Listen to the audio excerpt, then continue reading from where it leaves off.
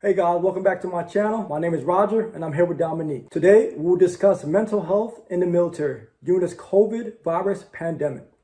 Hey, so Dom, first off, back in about March, April timeframe is when the COVID first affected me mentally. I just remember trying to take leave, being in Germany, being at my unit, and I was told basically, hey, I can't take leave. And for me, it was very frustrating because, my parents, my grandparents, they're all over 50 years old. I think for me personally, it was very, very difficult mentally. What were some of your experience being from a different unit from me? Like, what was your chain of command? What was your personal experiences with the COVID virus? Okay, so COVID affected me about the same time as you, roughly about the same time, March, April. I was lucky enough to have a pretty supportive leadership when it came to leave, probably due to different parts of Germany. I could take leave in the area. We were cut off totally from flying out of Germany or going to any other countries, right? It's interesting that you say that. So like for me, Dom, just in terms of maintaining my mental health, I felt what got me through the most was just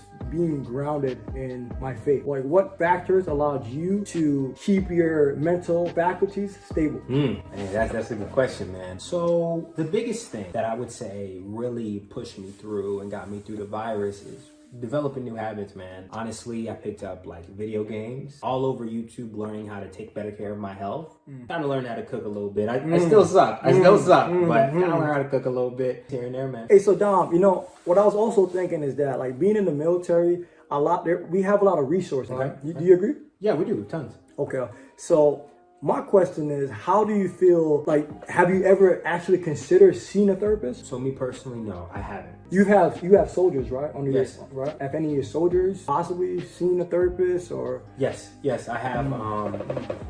I would say about 3 or 4 soldiers that have been to behavior health to talk to somebody about either the coronavirus or what's going on. So what I was thinking, Dom, and tell me what you think about this. I feel as if there's a negative connotation associated with seeing a therapist. Do you believe this is true in the military?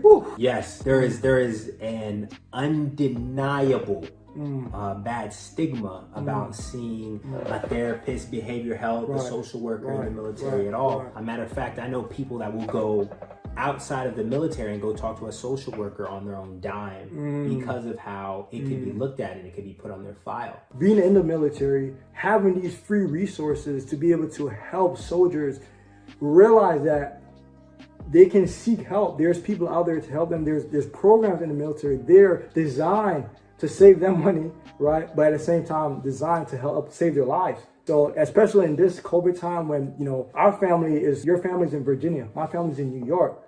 We don't really have a lot of support group here in Germany or wherever we're deployed to. How would you recommend that we eliminate some of those stigmas? That is the $1 million question. How do you get rid of a stigma of someone who possibly wanted to commit suicide during coronavirus and you want everybody to look at him still the same? My belief system is that takes a truly genuine and strong person with a great personality. That is the $1 million question. How do you get rid of those stigmas? What I would say is you probably start from a top-down approach when you're trying to attack problems of this magnitude. Right. We all want this COVID virus to end quickly. Thinking in the future, what are some things that you're looking forward to the most when we get to some form of normalities? You could not have asked me an easier question.